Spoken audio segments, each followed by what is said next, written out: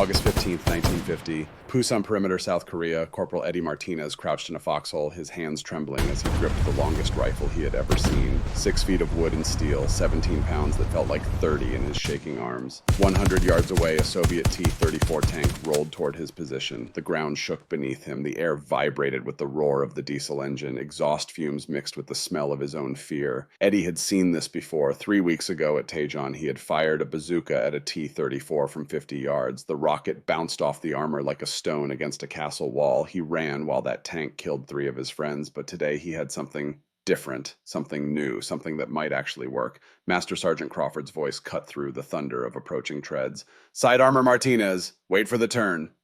The tank's turret began rotating, the flank exposed. Eddie pulled the trigger. The recoil hit him like a sledgehammer to the shoulder. His vision went white from the muzzle blast. For 2 endless seconds, he could see nothing, hear nothing but a high-pitched ringing in his ears. When his sight returned, the tank had stopped. Smoke poured from a hole in its side. The crew hatch flew open. Men were bailing out, running. Eddie tried to raise his arm to reload. He couldn't. His shoulder was already turning dark beneath his uniform, swelling with injury. This weapon would injure 2,847 American soldiers over the next 3 years, but it would save more than 4,000 lives. The man who created it in just 21 days had never finished grade school. His name was William Thornton, and this is his story. July 1950, the Korean War was only 3 weeks old, and the United States was losing badly. At a place that would become infamous as Task Force Smith, 540 American soldiers faced North Korean armor for the first time. T-34 tanks rolled through their positions like destroyers through a fishing fleet. Within 12 hours, only 185 men were left standing. The bazooka, America's main anti-tank weapon, proved useless. The 2.36-inch rocket would strike T-34 armor and ricochet harmlessly away. One private from Georgia described it as throwing rocks at a freight train. He survived Task Force Smith,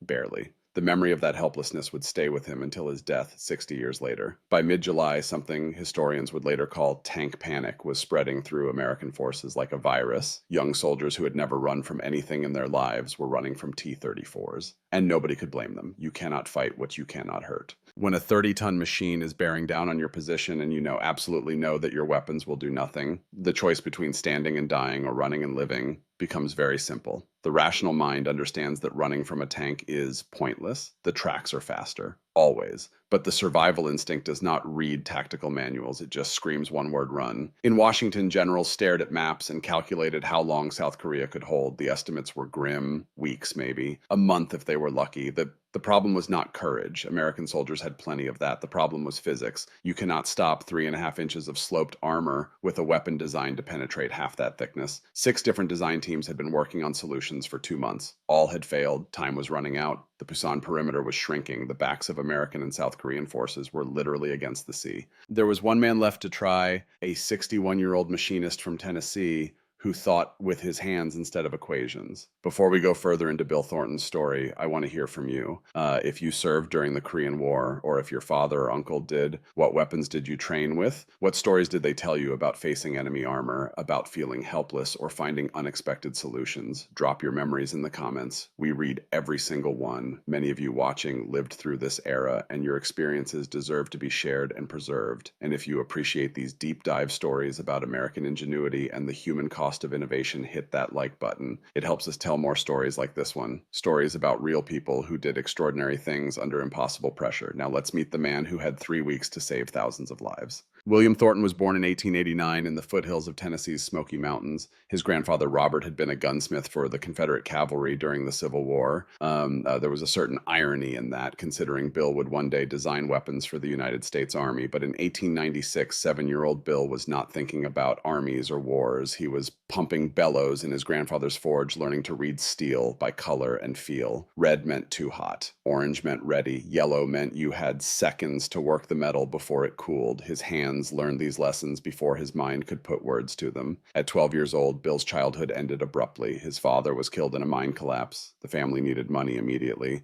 Bill was the oldest son. School stopped. Work began. He joined Rock Island Arsenal in Illinois in 1911. 22 years old, no education beyond 4th grade, but his hands could do things that left engineers speechless. He started as a machinist, the lowest position, the job nobody wanted, standing at a lathe 12 hours a day, turning raw metal into precise parts. But Bill had something the college graduates did not. He could feel when a cut was right, could hear when a machine was about to produce a bad part, could look at a blueprint and immediately know which elements would work and which would fail when translated into actual metal. By 1950, Bill Thornton was chief designer of experimental weapons division at Rock Island Arsenal. He had worked his way up through pure skill through 40 years of touching metal and understanding it in ways that could not be taught in any classroom. The college boys, the engineers with their degrees and their slide rules, still looked down on him. They would draw plans, first calculate tolerances, send blueprints to the workshop, then wonder why the finished product did not match their beautiful diagrams. Bill did it backwards. He would pick up metal and start making the part, keeping the entire design in his head, testing as he went, adjusting, feeling his way toward what worked. When the part functioned perfectly, then someone would measure it and create drawings for mass production.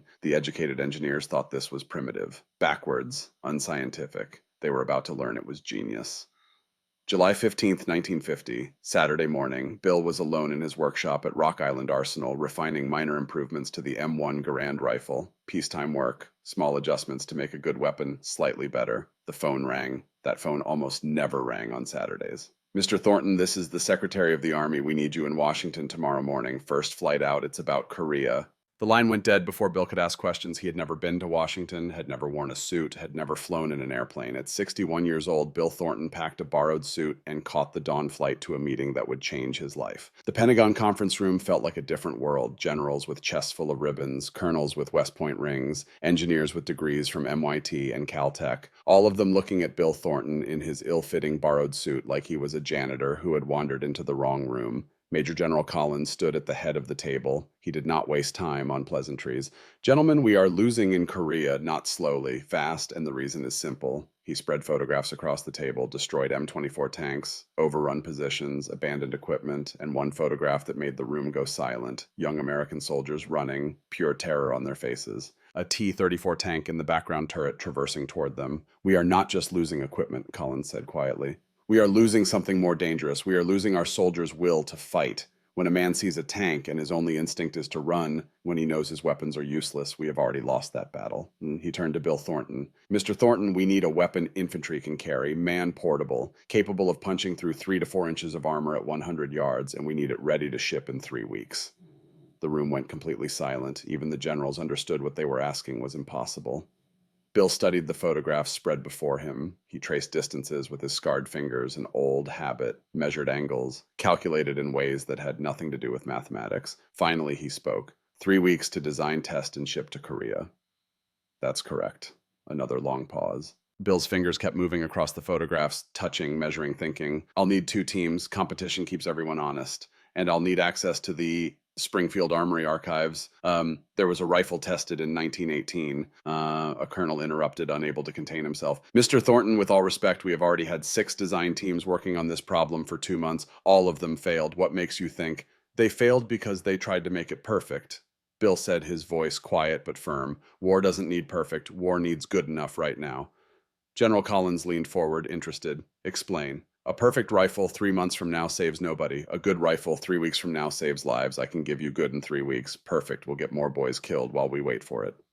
Collins studied the old machinist for a long moment, then he slid one more photograph across the table. United States Marines at Pusan perimeter. Backs literally against the ocean, nowhere left to retreat. Mr. Thornton, if you fail, we might lose Korea in a month, maybe Japan next. This isn't about your career or mine. This is about giving those boys a fighting chance. Bill Thornton had 2 sons. Both served in World War II. Both made it home. He was thinking about them when he answered, General, I'll make it work. But I need one thing understood up front. When you design a weapon fast, you make trade-offs. It might be heavy, might kick hard, might not be pretty. But if you want it in 3 weeks, you get what physics allows, not what comfort demands. Understood. Whatever you need, just make it work. Bill nodded once. Then I'll need a car to Springfield Armory. Today. There's a cartridge from 1944 that nobody wanted. I'm going to use it. July 17th, day 1 of 21, Bill Thornton stood in his workshop at Rock Island Arsenal with a problem that would have paralyzed most engineers. He needed to defeat 3 to 4 inches of armor at 100 yards with a weapon 1 or 2 men could carry in 3 weeks. The T-34's frontal armor was too thick, 4 to 5 inches heavily sloped, deflected everything. Impossible target for a portable weapon. But the sides were different, 1.8 inches of flat steel. That was the weak point. That was the target. Now came the harder question. What bullet could punch through 1.8 inches of armor, the 50 caliber round, the biggest America had in standard production, might do it. Might, at close range, if everything went perfectly. Might get soldiers killed. He needed something bigger, but designing a new cartridge meant new production lines, new tooling, new testing, new ammunition factories. That would take 6 months minimum. They had 3 weeks. This is where Bill's 50 years of experience mattered. While college engineers were calculating and drawing diagrams, Bill was in the archives digging through old test reports and forgotten projects, and he found it. A 60 caliber round tested in 1944 for experimental aircraft guns. The test showed it was too powerful for the aircraft mounting systems, too much recoil. The project was canceled. The ammunition still existed, thousands of rounds sitting in a Pennsylvania warehouse gathering dust. Nobody wanted it, which meant Bill could have it immediately. No new production needed, no new tooling, just use what already existed. He made the call. The ammunition would arrive in 2 days. Now he needed to build a rifle around it. Bill divided his small team into 2 groups. Team A would be led by Robert Chen, a brilliant 28-year-old engineer fresh from MIT.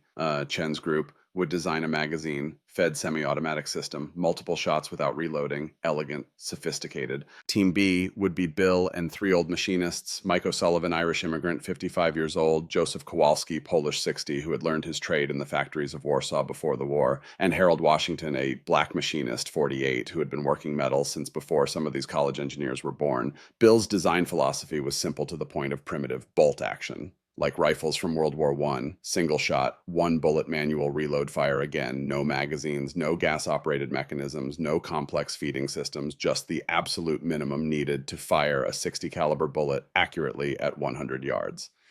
The young engineers laughed when they saw his sketches. Bolt action, Mr. Thornton, that's ancient technology. We're in 1950, not 1850. Bill did not argue. He just kept working. He had a saying repeated so often his team could recite it from memory. Fancy gets you killed, simple gets you home. But he was about to discover that simple and effective did not always mean safe. The calendar on his workshop wall had 21 days marked in red. Every morning, Bill would cross off another day. Every night, he would stare at the remaining numbers and feel the pressure building. Day 3, the 60 caliber ammunition arrived from Pennsylvania. Bill loaded 1 round into a test fixture and fired it into ballistic gelatin. The result was devastating. The bullet punched through the gelatin block and embedded itself in the concrete wall behind the test stand. This round had the power they needed, but power always has a price. Day 7, Chen's team was making progress on their magazine-fed design. The blueprints were beautiful. Elegant engineering, 47 parts in the feeding mechanism alone, tolerances measured in thousandths of an inch. Bill studied their work and said nothing, but he was thinking 47 parts means 47 things that can break. In Korea, in the mud, in the cold, in the hands of a terrified 19-year-old who has never seen combat. Day 10, Bill's prototype was taking shape. It looked crude next to Chen's elegant design, rough welds, simple stock carved from wood, a muzzle brake welded together from scrap tank destroyer parts. But it only had 9 major components, 9 things that could break instead of 47, and every part could be manufactured on equipment that existed in any machine shop in America. Day 15, 6 days left. Chen's team was working 18-hour days, troubleshooting the magazine feeding system. The rounds were so large and powerful that getting them to feed reliably was proving nearly impossible. Bill's rifle was already functional. He had spent the last 5 days just refining it, making sure it could be mass-produced quickly. But he had not test-fired it yet, not with a human shooter. Test fixtures and mechanical vices were one thing. Putting this weapon in human hands was different. Day 18, 3 days left until the deadline, the test range at Rock Island Arsenal. Morning, cold for July. Both teams brought their prototypes. Chen's rifle went first. Elegant, modern looking. The shooter loaded the magazine, chambered around, took aim at a steel target plate 100 yards downrange. First shot perfect. The armor-piercing round punched through the steel like paper. Second shot perfect. Third shot, the rifle jammed. The massive cartridge failed to feed properly from the magazine. The shooter struggled with it for 30 seconds before clearing the jam. Fourth shot jammed again. Chen's face went pale. We need more time. The feed mechanism just needs adjustment. Another week, and we don't have another week, General Collins said. He had flown in specifically for this test. We have 3 days. Try Thornton's rifle. The shooter picked up Bill's prototype. It was noticeably heavier than Chen's design. Longer. More awkward. Bill stepped forward. You'll want to brace yourself. The recoil is going to be substantial. The shooter was Sergeant Frank Miller. 200 pounds of muscle, veteran of the Pacific Campaign in World War II. He had fired every weapon in the American arsenal. Miller settled into a prone position. The rifle rested on sandbags. He chambered a round manually, with the bolt action, took aim, pulled the trigger. The sound was like a cannon shot. Everyone on the range flinched. Miller was knocked backward, the rifle nearly torn from his grip. When he sat up, his face was white. His shoulder already showed the beginning of deep tissue damage through his shirt, the skin darkening rapidly where the stock had impacted, but downrange the steel target plate had a hole punched clean through its center. Again, General Collins ordered. Miller's hands were shaking as he chambered the second round. He fired. Same devastating result, same brutal recoil, 10 shots total, 10 hits. 10 times Miller was nearly knocked flat. When the test was finished, Miller stood up slowly. He tried to rotate his arm. Pain shot across his face. "Mr. Thornton," he said carefully, "that weapon feels like I got kicked by a mule. I could fire maybe 5 rounds before I couldn't lift my arm." Bill stared at the massive contusion forming on Miller's shoulder. The flesh was swollen, discolored, in shades of deep purple, spreading outward from the impact point, not just a bruise. Actual trauma to the muscle tissue. He had just created a weapon that would hurt American soldiers. The college engineers had warned him. Too much power, too little weight. The recoil would be unmanageable. But there was no time to redesign, no time to add weight or complexity or recoil dampening systems. The laws of motion did not negotiate. A big bullet needed big powder, needed big recoil. You could not cheat physics. General Collins was on the field phone within minutes talking to the Pentagon. Bill stood to one side staring at his rifle, at the injury on Miller's shoulder, at the choice he had made. Simple, effective, brutal. Collins hung up the phone and walked over. "Thornton, does it work?" "Yes, sir." "Does it penetrate the armor?" "Yes, sir. Every shot." "Then you're approved for production. Start immediately. We need 50 rifles in Korea by mid-August." "General." Bill's voice was quiet. "Sir, there's something you need to understand. This weapon hurts our boys. The recoil is severe. Men are going to get injured using it." Collins looked at the old machinist for a long moment. "Son, they're dying anyway. At least this way they die fighting back instead of running. At least they have a weapon that can stop those tanks." A pause. "How many boys you think we lose every day because they can't fight back against armor? How many run and get shot in the back because they're helpless? You just gave them power. Yes, it costs, but the alternative costs more." The general's voice softened slightly. "War is about choosing between bad and worse, Thornton. You chose bad. That's all any of us can do." The line went dead. Bill Thornton stood alone on the test range that evening after everyone else had left. The sun was setting over Illinois. The rifle lay on the sandbag rest where Miller had fired it. He had done what was asked, created a weapon in 21 days that could defeat enemy armor. But at what cost? The photograph of Miller's injured shoulder would haunt him. But 3 weeks later, when the first rifles reached Korea, when Corporal Eddie Martinez fired rifle number 17 and watched a T-34 stop in its tracks, when American soldiers went from running to standing their ground, the answer would become clear. The cost was pain. The alternative was death. Bill chose pain, and 4,000 men would live because of that choice. Production began the next morning. Rock Island Arsenal retooled overnight. Winchester received contracts for additional manufacturing. The first batch of 50 rifles was finished in 3 weeks exactly. On August 15, 1950, those rifles arrived in Korea. Corporal Eddie Martinez volunteered to carry number 17. And everything changed. August 15th, 1950, Pusan Perimeter, South Korea, the first 50 Thornton rifles arrived by emergency airlift, crated in rough pine boxes, stamped with red letters, experimental weapon, handle with extreme care. There were no training manuals, no official doctrine, no testing beyond what Sergeant Miller had done on that range in Illinois 3 weeks earlier. Just a handwritten note from Bill Thornton tucked inside the first crate. The paper was already creased and stained from the long journey across the Pacific. It said, "Fire from prone position, aim for side armor, pad your shoulder with anything you can find, and may God watch over you." Corporal Eddie Martinez was 19 years old. He had been in Korea for 6 weeks. He felt like he had aged 10 years. The memory of Taejon still woke him up at night. The sound of that T-34 rolling through their position, the useless feeling of firing a bazooka and watching it bounce away, the screaming, the running, the shame of leaving his friends behind because staying meant dying and dying meant nothing. When Master Sergeant Crawford asked for volunteers to test the new rifle, Eddie's hand went up immediately. Not because he was brave, because he was tired of being afraid. Rifle number 17 was taller than Eddie, 6 feet of wood and steel that weighed 17 pounds empty. With ammunition almost 20 pounds, Eddie had fired a hunting rifle exactly twice in his life, both times with his uncle in the Bronx shooting at tin cans behind a warehouse. This weapon made those rifles look like toys. Master Sergeant James Crawford was 42 years old. He had fought on Guadalcanal, Peleliu, Okinawa. He had seen every weapon the Marine Corps had, and some the Army wished they had. He looked at the Thornton rifle with the eye of a man who understood that in war there are no perfect solutions, only trade-offs. His voice was gravel and cigarettes and 20 years of shouting orders over gunfire. Listen up, you get 3 practice rounds each. That's all we can spare, so you better make them count. First shot, you will be shocked. The recoil is unlike anything you've fired before. Accept that, don't fight it.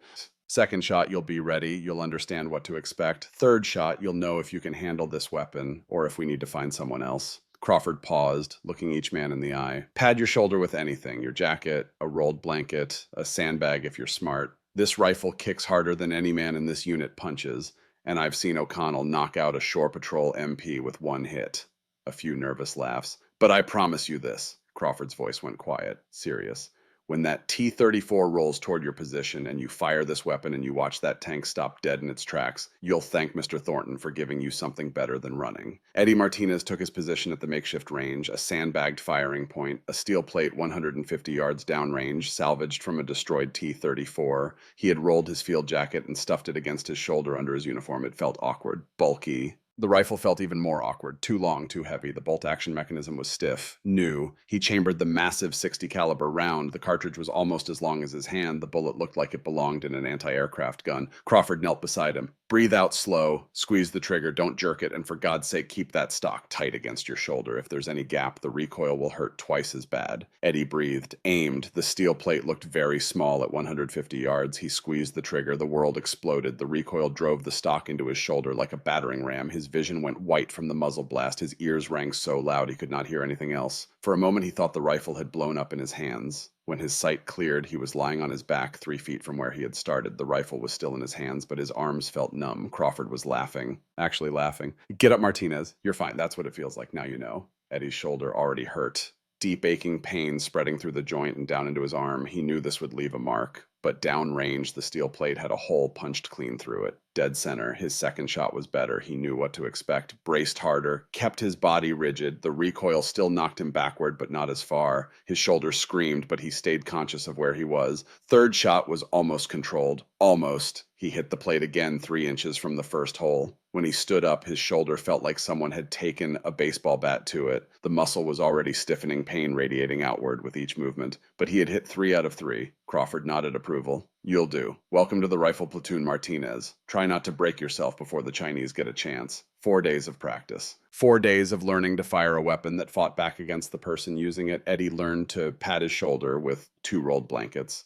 Learned to position his body at an angle to absorb the recoil better, learned to breathe through the pain. He also learned that after 10 rounds, his arm would start to go numb. After 15, he would struggle to lift the rifle. After 20, he would need to rest for an hour before he could fire again. This was the reality Bill Thornton had known but could not fix. The laws of motion were absolute. A bullet big enough and fast enough to penetrate armor required powder. Powder created gas. Gas created pressure. Pressure created recoil. You could not negotiate with Newton, but you could learn to endure him. August 19th, 1950. 3 in the morning, Noctong River line. Eddie Martinez lay in a foxhole 150 yards back from the river. The Thornton rifle rested on a sandbag barrel pointed toward the darkness. 3 other rifle teams were positioned along the line, 12 men total, who had volunteered to carry weapons that hurt them. The sound reached them first. That deep rumble that made your chest cavity vibrate, the mechanical growl of diesel engines pushing 30 tons of steel across rough ground. If you have never heard a tank approaching in darkness, you cannot understand the sound. It is not just noise, it is presence. It is the promise of unstoppable force. Eddie's hands started shaking. The last time he heard that sound, he ran. He was not proud of it, but he was alive because of it. Every instinct in his body was screaming at him to run now, but he had the rifle, and Crawford was right next to him. Shapes emerged from the darkness. 8 T-34s spread across the rice paddies, moving in a loose line toward the American positions. Eddie's mouth went dry. 8 tanks, 4 rifles. The mathematics did not favor them. Crawford's voice was steady, calm. The voice of a man who had been in worse situations and survived them. Steady, Martinez. They don't know we're here. They don't know what we have. Let them get close. 200 yards? The tanks were taking their time confident. They had rolled over American positions for weeks without serious opposition. 175 yards, 150 yards, 125 yards. The lead tank's turret began rotating, searching for targets. The flank exposed, that thin side armor, 1.8 inches of steel that stood between Eddie and a chance to fight back. Now Martinez. Eddie pulled the trigger. The familiar explosion, the brutal recoil, vision going white, ears ringing, but this time he kept his eyes open through the flash, forced himself to watch. The lead T-34 jerked sideways, smoke erupted from a hole in its flank. The tank shuddered, stopped the engine coughing and dying. 3 more rifle shots cracked down the line in rapid succession. Different sounds, same devastating effect. One tank disabled completely, crew bailing out. Another tank hit in the track assembly, immobilized, spinning in circles. A third struck, but still moving, though smoke trailed from somewhere inside. And then something happened that nobody expected. The remaining tanks stopped advancing. They did not push forward. They did not try to overrun the positions. They reversed, actually backed away from infantry. Eddie Martinez, 19 years old from the Bronx, had just made a Soviet T-34 tank retreat. When the sun came up 2 hours later, all 4 Thornton rifle operators had massive injuries spreading across their shoulders. Eddie could barely lift his right arm without pain shooting down to his fingertips. The tissue damage was significant, the kind that would take weeks to heal properly. But they were alive, and 4 T-34 tanks were wrecked or damaged beyond the river. Sergeant Crawford walked the line checking on his men. When he reached Eddie, he put a hand on the kid's good shoulder. "You just changed this war, Martinez. You and these other boys. You know what you did? You gave infantry power against armor. First time since this war started that tanks had to respect foot soldiers." Eddie looked at his damaged shoulder visible through his torn shirt. The flesh was mottled with deep bruising swelling already pronounced. "Sarge, this thing hurts like hell." "Yeah, it does. But you're alive. And that tank crew that bailed out, they're thinking twice about rolling through American lines now. Pain fades. Dead is forever." Crawford paused, then added quietly, "Mr. Thornton gave us a weapon. Wasn't perfect, wasn't easy, but it works. That's all we can ask." 3,000 miles away in China, military observers were writing reports about this engagement, reports that would reach Beijing within days. American forces possessed new, large-caliber anti-tank rifle, man-portable, effective against T-34 side armor at 100 meters. Immediate countermeasures required. The wheels were already turning, but for now, for this moment, Eddie Martinez and 11 other young Americans had proven that Bill Thornton's brutal, simple, painful weapon could do what 6 months of elegant engineering had failed to accomplish. It could stop tanks. And it could give terrified soldiers a reason to stand instead of run. The cost was measured in traumatized shoulders and ringing ears and arms that could barely lift by the end of an engagement. But the alternative was measured in body bags and retreat and the slow grinding loss of a war. Eddie chose the injuries. 4,000 other men would make the same choice over the next 3 years. I want to pause here because many of you watching lived through this era. Maybe you served in Korea. Maybe your father did, or your uncle, or your brother. Maybe you trained with weapons that pushed the limits of what a human body could endure. Did you ever face a situation where the equipment hurt you almost as much as it helped you? Where you had to choose between pain and helplessness? Share your stories in the comments.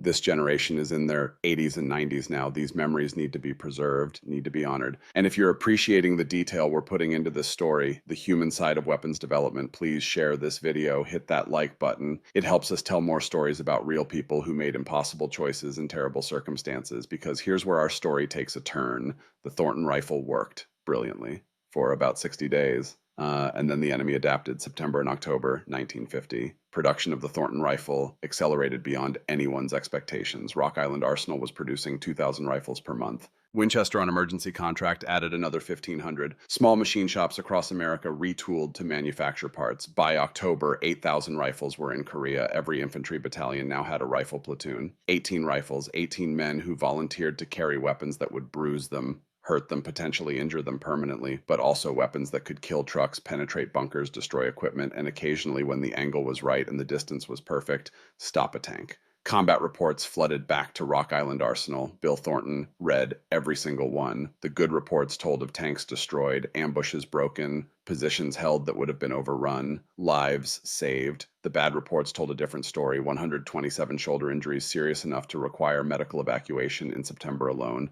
31 cases of concussion from repeated firing. Men who could not raise their arms above horizontal after a week of heavy combat. Some riflemen were wrapping their shoulders with towels, with extra uniforms, with anything they could find. Still getting injured through all the padding. The recommendation from field medical officers was clear: limit to 10 rounds per engagement. More than that, and you risk permanent injury. Eddie Martinez, now a sergeant, wrote a letter to Bill Thornton in October. Martinez had been promoted twice in 2 months, not for time served, not for political connections, for results. The Marine Corps desperately needed rifle experts, men who could train others, men who understood the weapon's quirks and limitations. Martinez was the best they had. He knew the rifle, he knew how to survive using it, and he could teach others. The battlefield has its own meritocracy. When men's lives depend on expertise, rank follows skill. The letter arrived at Rock Island Arsenal on a Tuesday morning. Bill read it, standing at his workbench, still holding the envelope.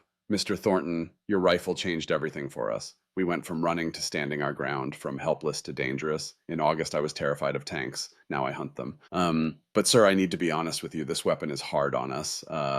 My shoulder hasn't stopped hurting since that first engagement. Some of the boys in my platoon are getting concussions from the muzzle blast. Private Rodriguez couldn't use his arm for 3 days after Noctong. Is there any way to make it softer? Any modification that could reduce the recoil even a little? We'll keep using it either way because it works, because it saves lives. But if there's anything you can do, respectfully, Sergeant Eddie Martinez. Bill stared at that letter for a long time. He could not make it softer without making it weaker, could not reduce recoil without reducing power. The fundamental laws would not bend. The equation was fixed: bullet mass times velocity equals momentum, and that momentum had to go somewhere. He wrote back that same day. Sergeant Martinez, I cannot change physics. A big bullet needs big powder, needs big recoil, but I'm sending new muzzle brake designs for testing. If one of them cuts the concussion even 10%, let me know. We'll retrofit every rifle. It's not much, but it's what I can do. William Thornton. The new muzzle brake tested in November reduced felt recoil by about 15%, not enough to make the rifle comfortable, but enough to reduce concussion injuries significantly. Every rifle was retrofitted by March of 1951, but by then a bigger problem had emerged. October 12, 1950, near Unsan, North Korea, Corporal Lee Jackson carried Thornton rifle number 43. He was 21 years old from Alabama, and he had fired his weapon in anger 6 times since arriving in Korea. 6 shots. 4 trucks destroyed, 1 bunker penetrated, 1 tank mobility kill. When he destroyed its track, he knew the weapon, knew its brutal recoil, knew how to brace for it. When the T-34 appeared at 100 yards, side armor exposed, Jackson felt almost confident. This was a textbook shot, perfect range, perfect angle. He fired, the bullet struck the tank's side armor and did nothing. The tank did not stop, did not smoke, did not even slow down. Jackson chambered another round, hands shaking now. Fired again, nothing. The tank kept coming, its machine gun opened up. Jackson barely made it out of his position alive. When intelligence officers examined that tank 2 days later after Chinese forces retreated from the area, they found something new. Steel plates 10 millimeters thick welded to the tank's sides, but not attached directly to the main armor, suspended on brackets spaced 4 inches away from the hull. Spaced armor. The physics was elegant and devastating. The Thornton rifle's 60 caliber bullet would punch through the outer plate easily, but penetrating that first layer would destabilize the bullet. It would tumble, hit the main armor sideways, spinning, no penetration. Soviet engineers had developed spaced armor specifically to defeat large caliber anti-tank rifles. The Chinese had copied the technology, and in 60 days they had adapted every T-34 being sent to Korea.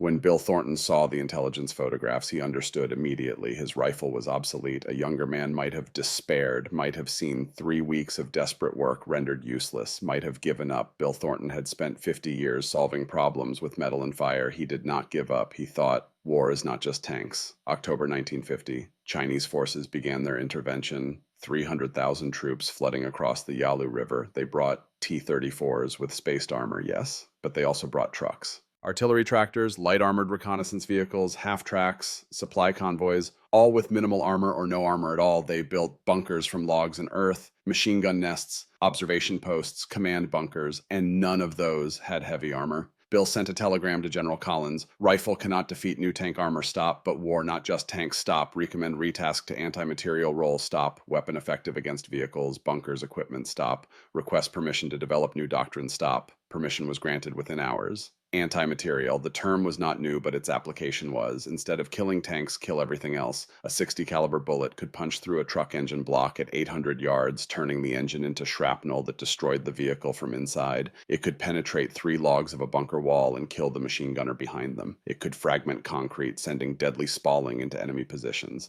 It could destroy artillery pieces, disable radar installations, wreck supply dumps. There were 100 trucks for every tank, 1,000 bunkers for every armored vehicle, 10,000 targets that the Thornton rifle could destroy. Bill Thornton had not built a tank killer. He had built the most powerful precision weapon infantry had ever carried, and Sergeant Eddie Martinez was about to prove it. November 27th, 1950. Chosin Reservoir, North Korea, temperature 35 degrees below zero. The 1st Marine Division, 15,000 men, found themselves surrounded by 120,000 Chinese troops in terrain so cold that weapons froze, vehicles would not start, and men died from exposure in minutes without shelter. They had 47 Thornton rifles. For 17 days, those Marines fought for survival in conditions that tested the limits of human endurance. Eddie Martinez was there, still carrying rifle number 17. The same weapon from that first engagement at Naktung River. 4 months felt like 4 years. The Chinese came in human waves at night. Overwhelming numbers, bugles blowing, screaming, thousands of men surging toward Marine positions. But they learned quickly, stay away from positions with the long rifles. The sound alone was terrifying. In the frozen night air, the crack of a 60 caliber round carried for miles. And where that sound came from, death followed. Martinez was not hunting tanks anymore. He was hunting supply trucks. From ridgeline positions, he could see Chinese convoys moving on frozen roads 800 yards away. One shot, one truck disabled. Sometimes the fuel tank would ignite and the whole vehicle would burn, lighting up the night. 7 trucks destroyed in one night, each one carrying ammunition, food, medical supplies that Chinese forces desperately needed. The Marines started calling him the Iceman. Not because of the temperature, but because of how calm he remained. Methodical, professional, like he was working a job, not fighting for his life. But there was a cost accumulating that nobody talked about. By December, Martinez had fired over 100 rounds. His shoulder was not bruised anymore. It was damaged permanently. The tissue was breaking down from repeated trauma, the muscle fibers torn and inflamed. He took aspirin constantly. His hearing was degraded from muzzle blast. And he was not alone. Medical reports stacked up at division headquarters, shoulder injuries, concussions, chronic pain, men who could barely lift their arms after sustained combat. Private Tommy Wright, 18 years old, from Kansas, fired 43 rounds during the Chosin breakout. His shoulder was destroyed. The rotator cuff was torn, the joint capsule damaged. He was medically evacuated in February, discharged with permanent disability. Could not lift his right arm above shoulder height for the rest of his life. The rifle worked. It saved lives. It gave Marines the ability to strike enemy supply lines from distances the Chinese could not counter, but it broke the men who used it. And Bill Thornton, 3,000 miles away in Illinois, read every medical report, pinned photographs of injured operators to his workshop wall, stared at them every morning when he arrived for work. He had created something that saved thousands and hurt thousands. Both truths existed simultaneously. Neither canceled the other. That was the reality of innovation under impossible pressure, trade-offs, compromises, choosing between bad and worse. Bill had chosen bad, and somewhere in the frozen mountains of North Korea, Eddie Martinez was living with that choice. Damaged, hurting, alive, still fighting. June 14, 1951. The war had stabilized into something resembling World War I. Trenches, static lines, bunkers, artillery duels, occasional raids. The front line ran roughly along the 38th parallel. Neither side could break through. Neither side would retreat. Master Sergeant Eddie Martinez was 20 years old. He looked 40. 9 months of war, 217 rounds fired from rifle number 17. His shoulder was a massive scar tissue and permanent damage. He lived on aspirin and coffee and sheer stubborn will, but he was the best Thornton rifle operator in the Marine Corps, maybe the best in the entire war. And he was about to face his greatest challenge. The Chinese had a sniper they called White Tiger. At least that was the translation American intelligence provided. Nobody knew if White Tiger was one person or several. Nobody knew where the sniper operated from. What they knew was the body count: 47 confirmed kills, 2 American officers, 8 enlisted men, all in 3 weeks. White Tiger fired from different positions, different times. Always 600 to 800 yards out, always one shot, always fatal. The pattern suggested professional training, Soviet sniper school perhaps. Whoever White Tiger was, they understood ballistics win patience. Martinez studied the kill reports like a detective examining crime scenes. He marked each position on a map, drew lines of sight, calculated angles and distances. 3 possible ridgeline positions. White Tiger had to be operating from one of them. June 14th, dawn. Martinez set his trap. A dummy uniform stuffed with straw, positioned to look like an officer observing the front line through binoculars, the kind of target a sniper dreams about. Martinez was in position 200 yards behind the dummy, concealed in a depression with good sight lines to all 3 suspected ridges. The Thornton rifle rested on sandbags, 720 yards to the eastern ridge, 740 to the center, 780 to the west. All of them were at the extreme effective range of the 60 caliber round. The rifle was designed for 1 to 200 yard shots against vehicles and bunkers. Using it as a precision weapon at 700 plus yards was pushing the laws of ballistics to their limits, but Martinez had fired this weapon over 200 times. He knew its peculiarities, knew that it shot slightly high at distance, knew how the bullet dropped, knew how wind affected the massive projectile. He waited. 6:12 in the morning. A single shot cracked across the valley. The dummy's head exploded. Straw everywhere. Martinez saw the muzzle flash. Ridge east. 720 yards. His breathing slowed. Heart rate dropped. The pain in his shoulder faded to background noise. Everything narrowed to the shot. Wind was minimal. Left to right, maybe 2 miles per hour. Temperature cool, 50 degrees. Bullet drop at 720 yards with the 60 caliber round would be approximately 18 inches. He aimed high, breathed out slowly. The rifle settled, pulled the trigger, the familiar violence, the brutal recoil driving into his damaged shoulder. Vision went white, ears screamed. When his sight returned, he watched through binoculars, a white puff of dust where the bunker wall stood. Then nothing, no return fire, no movement. Martinez waited 5 minutes. 10, nothing. The patrol reached the position the next day. Inside the bunker, they found White Tiger.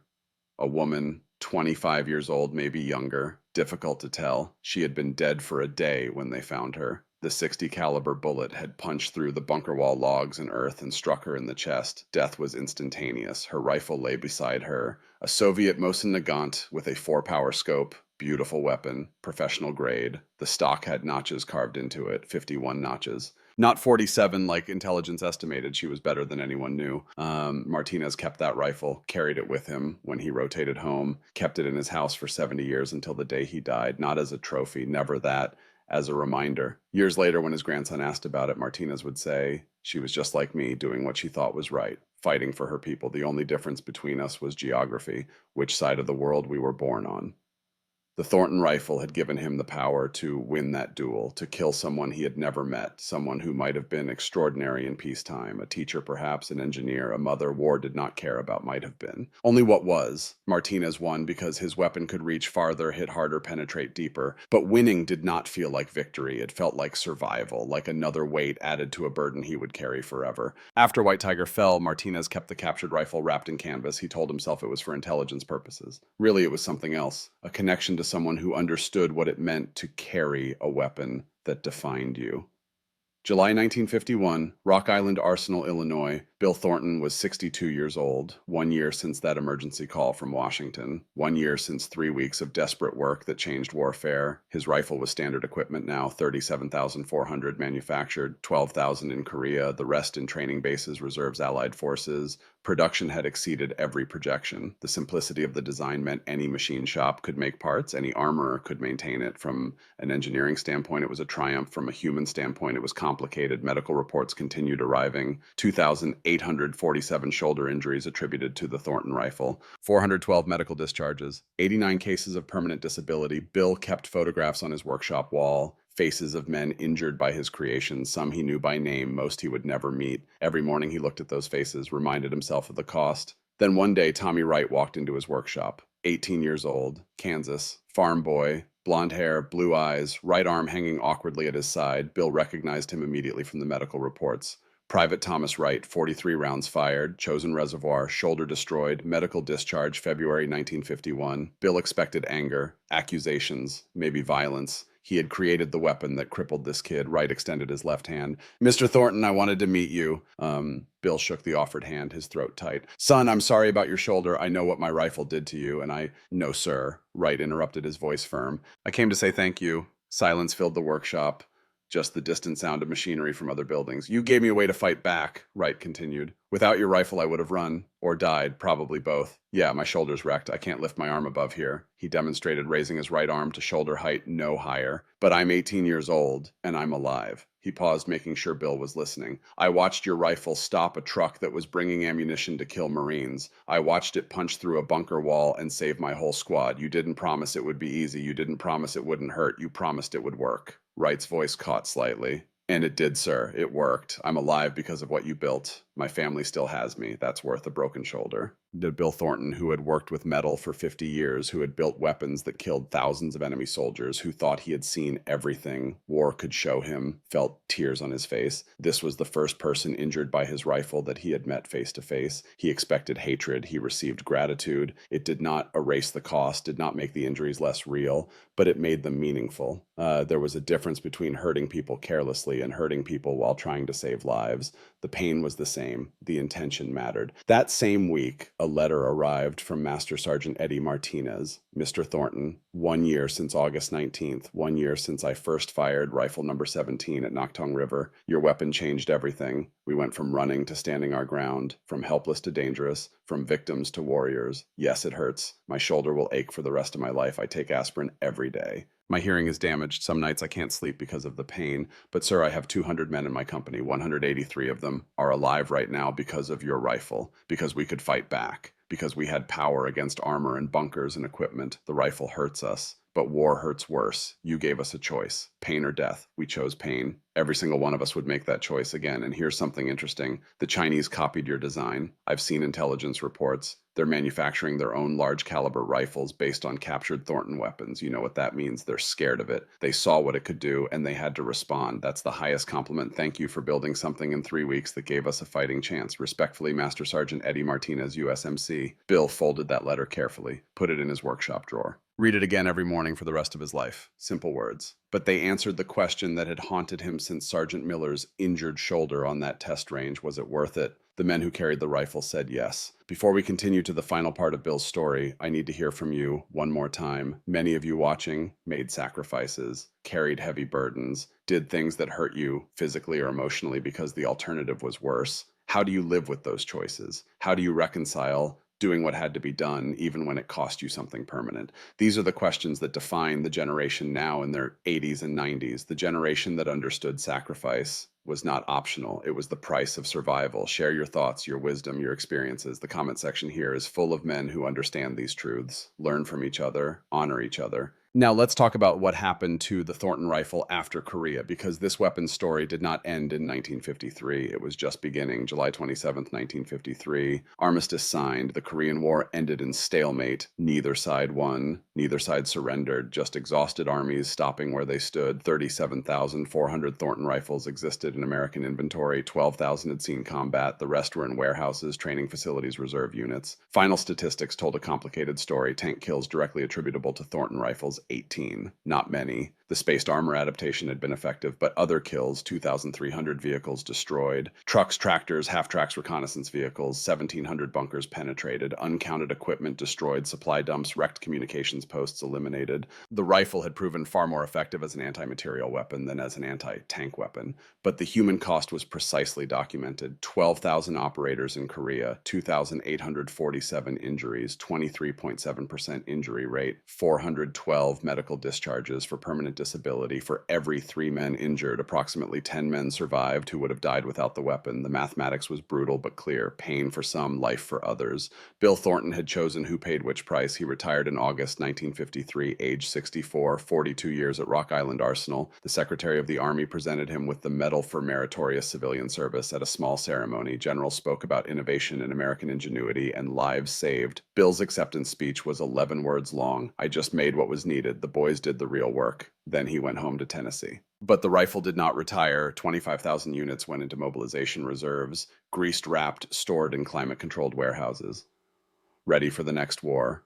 3,000 rifles went to South Vietnam in 1955, military aid during the French Indochina War. 1,500 to Taiwan, 800 to South Korea for their permanent garrison, 200 to Thailand. The CIA discovered the rifle was perfect for covert operations, long range, powerful, effective against vehicles and bunkers in terrain where heavy weapons could not go. 150 rifles were airdropped to Tibetan resistance fighters in 1959. The CIA never officially confirmed this. The rifles just appeared in the Himalayas. 47 rifles went with Cuban exiles to the Bay of Pigs in 1961. This operation failed spectacularly, but the rifles performed as designed. And then came Vietnam, 1965 to 1975. 4,200 Thornton rifles deployed to Southeast Asia, not as primary weapons, as specialized tools for reconnaissance units, Navy SEALs, Army Rangers, Marine Force Recon. Vietnam had no tank threat. The North Vietnamese Army and Viet Cong did not field armor in heavy numbers, but the rifle remained valuable. Bunker penetration in jungle terrain, long-range harassment of supply routes, equipment destruction, psychological warfare. The sound alone was terrifying in the dense jungle.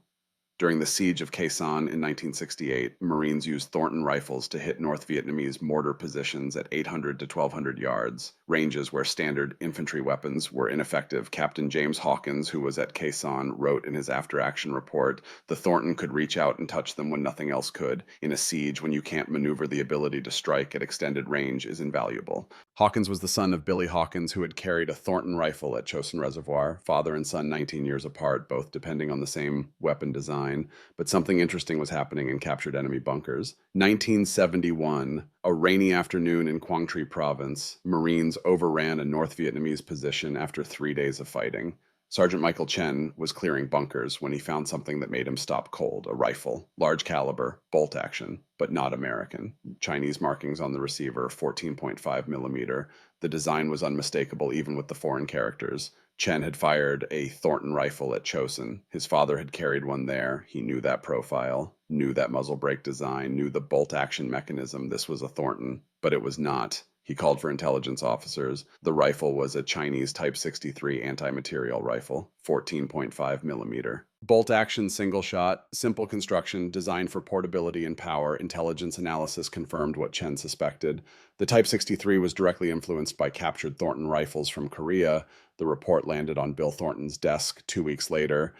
He was 62 years old, officially retired, but still consulting for Rock Island Arsenal. He stared at the photographs, at the Chinese rifle that was his rifle, but different, modified, improved in some ways, a new muzzle brake design, different stock. But the core philosophy was identical. Simple, powerful, man-portable. The Chinese had taken his 3 weeks of desperate work, studied it, copied it, made it their own, and they had shared it with the Soviets. Soviet engineers studied the Type 63, incorporated its lessons into their own designs, the PTRD, the PTRS, large caliber anti-material rifles that would serve for decades. Bill understood what he was looking at, a full circle. His design, born from necessity in Illinois, had traveled around the world, been adapted by America's enemies, been improved, been used against American forces in Vietnam, and now those lessons were feeding back into Soviet design bureaus, influencing the next generation of weapons. Ideas do not respect borders. Good designs spread regardless of politics. Weapons are not American or Chinese or Soviet. They are solutions to problems. And when a solution works, everyone copies it.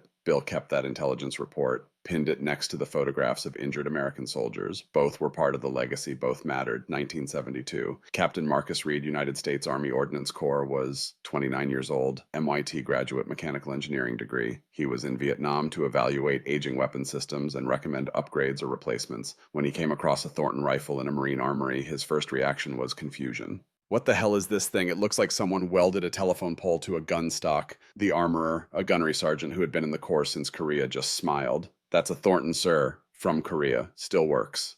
Reed examined it. Heavy, crude by modern standards, bolt action in the age of automatic weapons, but beautifully simple. He could see that with his engineer's eye. Every part served a purpose, nothing extra, nothing wasted. Can I test fire it? "If your shoulder can handle it, sir." Reed fired 10 rounds that day. By round 7, his shoulder was screaming. By round 10, he could barely lift his arm, but every shot hit exactly where he aimed. And the power was extraordinary. The 60 caliber round punched through a derelict truck engine like it was cardboard. That night, Reed sat in his quarters and sketched, what if you took this concept, this philosophy of simple and powerful, and applied modern materials, aluminum alloy instead of steel? Better muzzle brake design, modern optics mounting, common ammunition instead of the obsolete 60 caliber. He was thinking about a rifle that did not exist yet, one that would not exist for another decade. When Reed returned to the United States in late 72, he was assigned to Aberdeen Proving Ground in Maryland. He brought a Thornton rifle with him, officially for evaluation, really for inspiration. Evenings and weekends, his own time, he worked on a prototype, modernizing Bill Thornton's 22-year-old concept. He used 50 caliber BMG ammunition instead of 60 caliber, more common, easier to supply, aluminum chassis reduced weight by 30%, better muzzle brake cut, felt recoil by 25%, mounting rail for modern optics, bipod.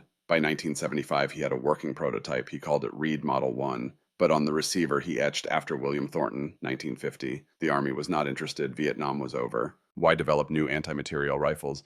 Reed retired from the Army in 1978, started a small company, Reed Precision Rifles, manufactured his updated Thornton design for civilian market law enforcement, foreign militaries. Slow start. Then the rifle caught on. Law enforcement SWAT teams loved it, could shoot through car engines, brick walls, anything suspects might hide behind. Civilian long-range shooters appreciated the power and accuracy. Foreign militaries bought them for specialized applications. By 1982, Reed had sold rifles to 37 countries. Then came Afghanistan, 1981. Reagan administration approved military aid to Afghan mujahideen fighting Soviet occupation. CIA contacted Reed. Can you manufacture 2,000 rifles? We need them in Afghanistan. To fight what? Soviet armor, BMPs, BTRs, Me-24 helicopters. Reed understood immediately. Full circle. Bill Thornton's design, created to fight communist armor in Korea, now being used by anti-communist insurgents against Soviet forces in Central Asia. He delivered 2,000 rifles between 1982 and 1986. The Mujahideen used them effectively. Soviet armor designed without spaced armor because they never expected to face large caliber rifles from insurgents was vulnerable. BMPs and BTRs had thin side armor. The 50 caliber rounds punched through easily. Me-24 Hind helicopters flying low for ground attack runs discovered they were vulnerable to ground fire from weapons they never anticipated facing. The Soviets were forced to modify tactics armor doctrine just like the Chinese had done in Korea 30 years earlier, history repeating. The same lesson learned again in different mountains, Reed wrote to Bill Thornton in 1982. Mr. Thornton, you probably don't remember me, but I served in Vietnam and studied your rifle extensively. I've updated your design and wanted you to know it's fighting again, this time in Afghanistan against Soviet forces. Your work from 1950 is still saving lives 32 years later. The core philosophy, simple beats fancy, remains as true today as it was then. I hope this brings you some measure of peace. Your 3 weeks of work changed warfare permanently. With deep respect, Marcus Reed. Bill Thornton was 93 years old when that letter arrived. He lived alone in the Tennessee mountains, small house, workshop out back where he still made hunting rifles for local people, charged almost nothing, just enjoyed working metal. He rarely talked about the war rifle. Most people in town did not know he had designed anything important. When Reed's letter arrived, Bill read it slowly. His hands shook slightly, age not emotion. He looked at the photograph Reed had included. Mujahideen fighter with the updated rifle, mountains of Afghanistan in the background. Bill thought for a long time. Did he feel pride? Not exactly. Pride was for accomplishments without cost. Did he feel regret? Not entirely. Regret implied he would have chosen differently. What he felt was complicated, the weight of consequence, the reality that his 3 weeks of work in 1950 had rippled forward through decades across continents into conflicts he never imagined. His grandson David visited that Christmas, 28 years old, history teacher. David asked the question that young people eventually ask. Grandpa, why don't you ever talk about the rifle? I've been reading about it. You're kind of famous in military history circles. Bill was quiet for a long time, staring at the fire, remembering. Because it hurt people, David, not just the enemy, our boys. I made something that saved lives by breaking shoulders, causing concussions, creating permanent injuries. That's not something to brag about. But you saved thousands of lives. The reports all say. I know what the reports say. Bill's voice was gentle but firm. I also know that Tommy Wright can't lift his arm. I know Eddie Martinez has headaches every day. I know 412 boys were medically discharged because of damage from my rifle. He paused, looked at his grandson. Every one of them I remember, maybe not by name, but I remember they exist. They paid a price so others could live. Do you regret it? Bill considered this carefully. The question deserved a careful answer. No, because the alternative was worse. They would have died without something to fight back with. But I don't celebrate it either. War forces you to choose between bad and worse. I chose bad, that's all. Bill Thornton died April 15th, 1989, age 100, peacefully in his sleep. Small funeral, family only, a few neighbors, but 47 veterans showed up anyway. Uninvited, men in their 60s and 70s, some in wheelchairs who had carried his rifle in Korea or Vietnam. Eddie Martinez was there, 78 years old now. He brought rifle number 17, preserved carefully for 39 years. They fired a 21-gun salute with M1 Garands, too loud to use Thornton rifles at a funeral, but Martinez placed rifle number 17 on the grave as the coffin was lowered.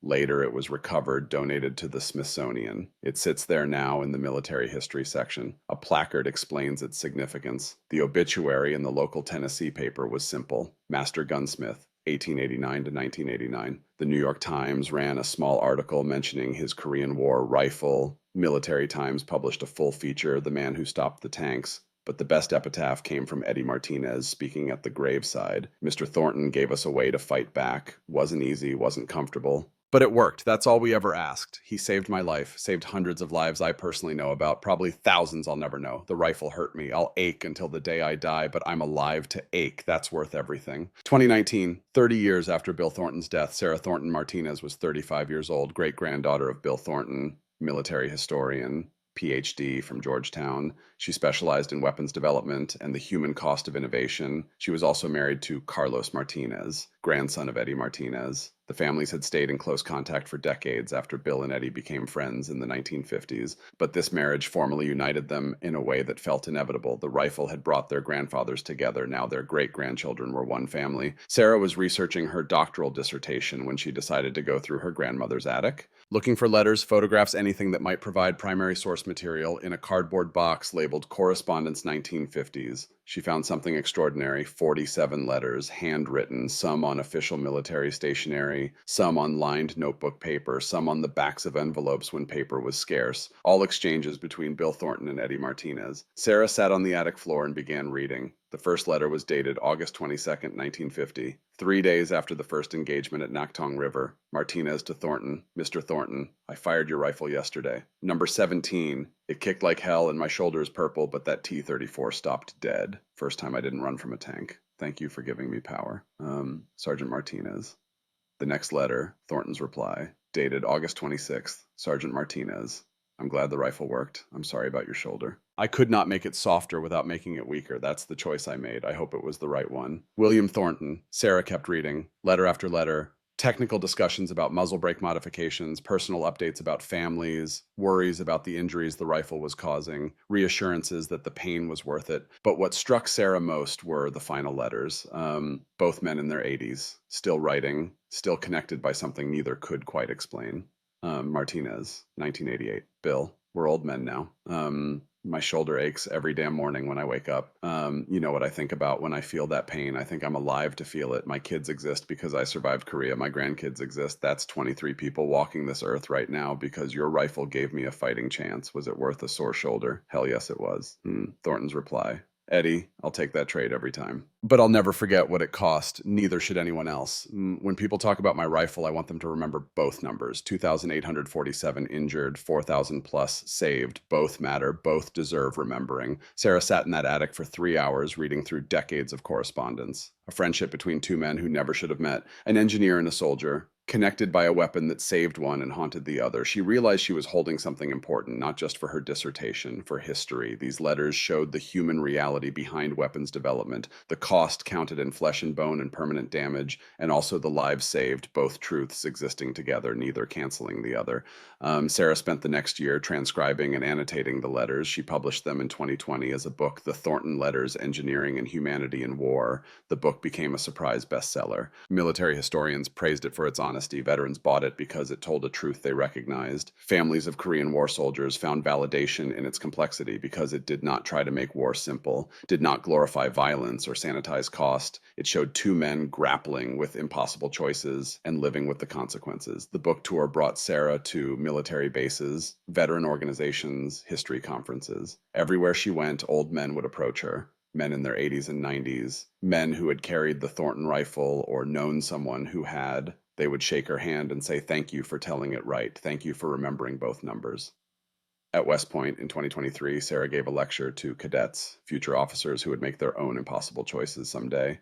My great-grandfather made a weapon that injured the men who used it, 2,847 shoulder injuries, 412 permanent disabilities. He knew this would happen. He lived with it every single day after 1950. Was it worth it? The men who carried his rifle said yes. They said better a broken shoulder than being dead. My great-grandfather said I chose between bad and worse. That's the reality of war. There are no perfect solutions, only trade-offs, only choices between pain and death, between hurting some to save others. We honor those who made the difficult choices, the engineers like my great-grandfather who built what was needed even knowing the cost, and we honor those who paid the price, the soldiers like Eddie Martinez who chose pain because the alternative was worse. Both deserve remembering. Both numbers matter. The cadets listened in silence. Some were taking notes. Some were just thinking, processing the complexity. This was not the clean narrative of heroism they expected. This was messier, more human, more true. After the lecture, an older man approached Sarah. He must have been 90, moved slowly with a cane. Miss Thornton Martinez, I'm James Wilson. I carried your great-grandfather's rifle at Chosen, number 23. He extended his hand. Sarah shook it, feeling the weakness in his grip, arthritis, age. My shoulder never worked right after Korea, Wilson said. Couldn't play catch with my kids. Couldn't throw them in the air like other dads. That hurt me, hurt them. He paused. His eyes were wet. But I got to have kids, got to be a dad, got to be a grandfather. That rifle hurt me, but it got me home. And I need you to know I never blamed your great-grandfather, not once. He gave me what I needed when I needed it. The cost was high, but I paid it willingly. Sarah felt her own eyes filling. Thank you for telling me that. No, ma'am. Thank you. Thank you for remembering us, for remembering it was complicated. That's all we ask. Don't make it simple. Don't forget the cost. But don't forget we chose it either. Today, in 2024, the Thornton rifle exists in museums and private collections. About 500 remain in U.S. military reserves, maintained but not issued. Modern anti-material rifles have replaced it. Barrett M82s, Accuracy International AW50S, Russian KSVKs, Chinese QBU-10s. Every single one traces its design lineage back to Bill Thornton's philosophy: man-portable, large caliber, simple operation, devastating power. The 60 caliber round is obsolete, but the 50 caliber BMG, based on similar principles, is still NATO standard. 14.5 millimeter used by Russian and Chinese rifles is still in production. Bill Thornton's choice of caliber in July 1950 influenced global military standards that persist 74 years later. As of 2024, 3 Korean War Thornton rifle operators are still alive, ages 91 to 94. They gather annually when health permits, though each year the gathering grows smaller. Dozens of Vietnam-era operators are in their 70s and 80s. They share stories online in veterans forums, keeping the memory alive. And thousands who never fired a Thornton rifle but carried its descendants' Barrett rifles in Iraq and Afghanistan acknowledge the debt.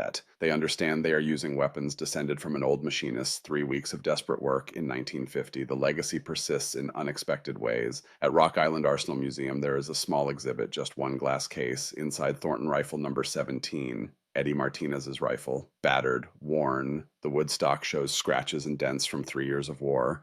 The metal is pitted in places from Korean winters. But the fundamental integrity remains. The steel endures. Next to it, 2 photographs. Young Eddie Martinez, 19 years old, holding that rifle at Nakhtong River in 1950. And another photograph from 1989. Eddie Martinez at 78, white-haired and stooped, holding the same rifle at Bill Thornton's funeral. The placard reads, Rifle Anti-Materiel 60 caliber M1950, the Thornton, designed by William Thornton, Rock Island Arsenal, Illinois. August 1950, 37,400 manufactured, 12,000 served in Korea, estimated 4,000 plus lives saved, 2,847 injured by the rifle, 412 permanently disabled, 4,000 plus saved by the rifle. Both numbers matter. Both deserve remembering. Simple beats fancy every time. William Thornton, 1889 to 1989. Eddie Martinez, 1931 to 2019. Connected by steel, united by choice, remembered for both.